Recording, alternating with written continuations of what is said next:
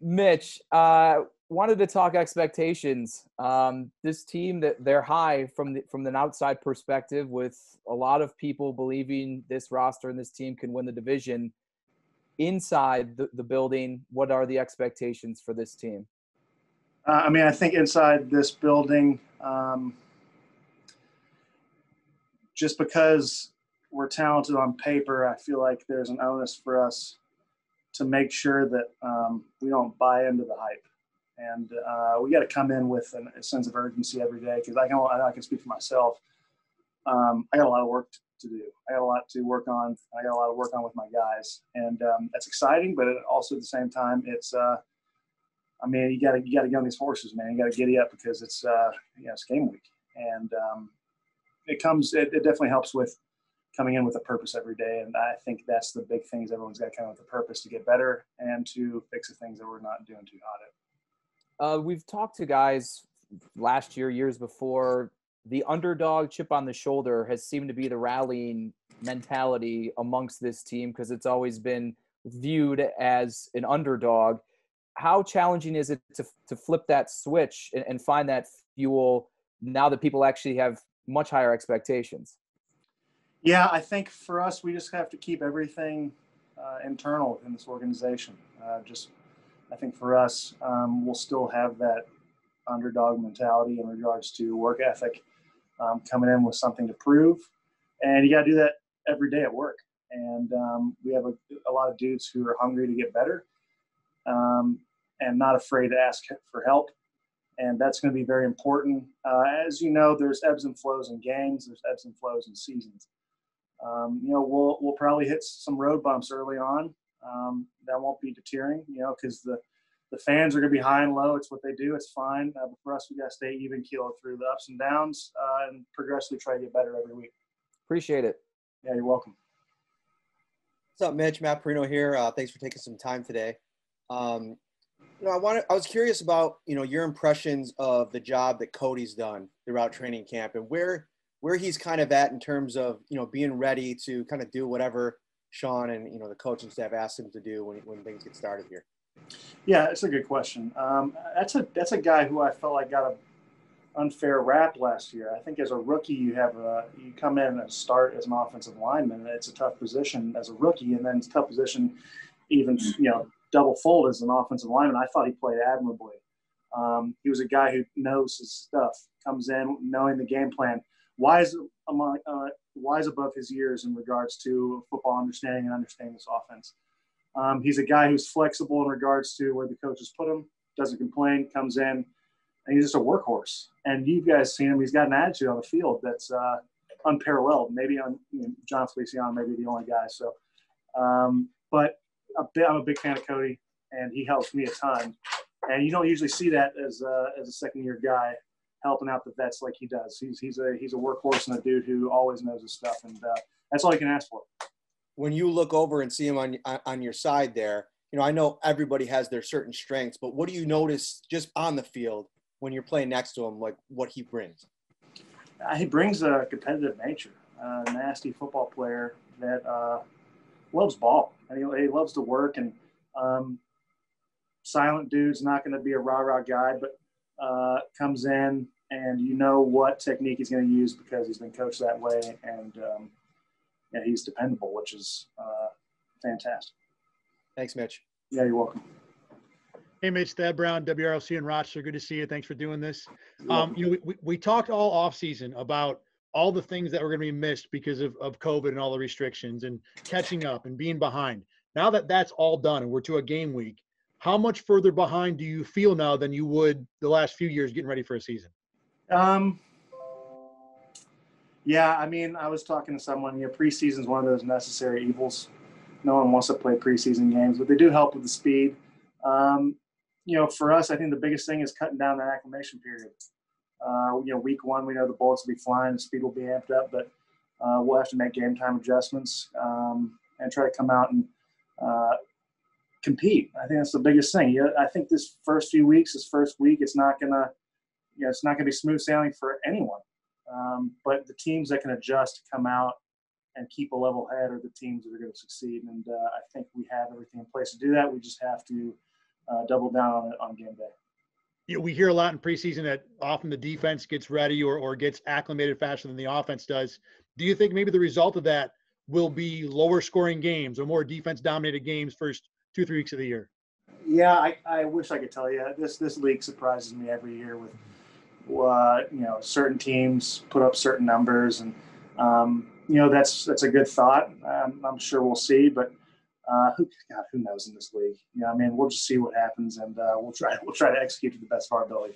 Just one more follow up to do. Is there when you talk about being behind, is there a certain level that you're still at? Like, do you feel you're at a mid-August level, or is not really a way you can't really quantify it that way? Yeah, you can't really quantify it because we are progressively getting better every day, every week. You can feel it.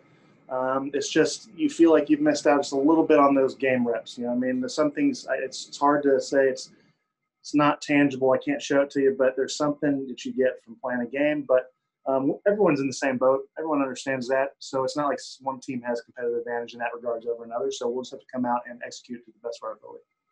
Thanks, Mitch. Appreciate it. Welcome. Hey, Mitch. Kevin Sylvester, Channel 2. I love that watch. Look at that watch. Ooh. Thank you. Fancy watch, buddy. Great. Wondering about your preparation this camp without Starr there, the caliber of defensive tackle he was, and for the interior guys, and perhaps how Ed has stepped up to help the offensive line in their preparation for the season. Yeah, I can't speak highly enough of Starr, consummate professional, the guy who made a really tough decision. And it's an admirable one. He's got a bunch of young kids. He's got a family, and we respect his decision. But you definitely miss the kind of guy that, the intensity, he's a smart football player, tough, strong as hell, gap sound. So he's definitely a presence on the defense missed. But I think, like you said, guys like Ed, and we've got Quentin Jefferson, Vern Butler, all these guys have come in and, picked up where Starr has left off, and feel very good about our defense just because playing against them has been such a nightmare at times. So it's a good thing. But like you said, it's a great question. Starr is a hell of a football player, and we're definitely missing his presence. Yeah, if I could follow that up, how does it help you in preparing, since you didn't get to face anybody else in the preseason, having the quality defense that you guys face in practice and scrimmage? How much does it help to have that caliber of players across from you? Immensely. It's immensely helpful, and everyone tries to make as competitive as training camp as possible. I think the onus was amplified this year on that, just because these are the only looks we're going to get. And I think that our defense, our new defensive line coach, is a stud. He's got these guys humming on all cylinders, and it's been a very competitive training camp, and I can feel like everyone's gotten better. I can definitely speak for myself, but those guys are giving me great looks, and it's been fun to compete every day with those guys. Thank you. You're welcome. Hey, Mitch, Jenna Cottrell in Rochester. Just had a question about Josh. Now that you've seen him, going another year, what's kind of your takeaway? Is there kind of a notable difference in Josh, whether it be his leadership style or anything on the field that you've seen? Yeah. I think his huddle presence, it's calm, it's precise, it's decisive. It's everything you want out of a quarterback. When a quarterback walks in, I've said this before, when a quarterback walks in the huddle and you can feel the confidence in the play call, the guy is speaking to every position as the play call progresses. You can see in his eyes. And when you have that, moxie, or you have that presence, not so much moxie, but presence and calmness about what's going on, that resonates with everyone else. You have a quarterback comes in, antsy or anything, and not that he was last year, but as years progress, especially as a quarterback, the NFL is a tough gig as the quarterback position, and he's taking everything with grace. And hopefully, we've helped him out a little bit more. But to answer your question, just his huddle presence and his poise, even when because our defense is very good at throwing different things at him, making adjustments. So great to see. And just a quick follow-up. I know it might be hard to answer this question based on no preseason games, but is there a guy that's kind of stood out to you that maybe we haven't talked about in terms of the media, or someone that's kind of under the radar that's kind of surprised you or just kind of stood out to you? I only speak for my room, offensive line room. And it's tough because I think every guy's got his strengths and every guy's improved. I think a guy, Ryan Bates, someone who sticks out to me. A guy who's really come out and competed, gotten better, and earned himself a roster spot. And congratulations to him. And it's fun to have him around. Awesome. Thank you so much. You're welcome.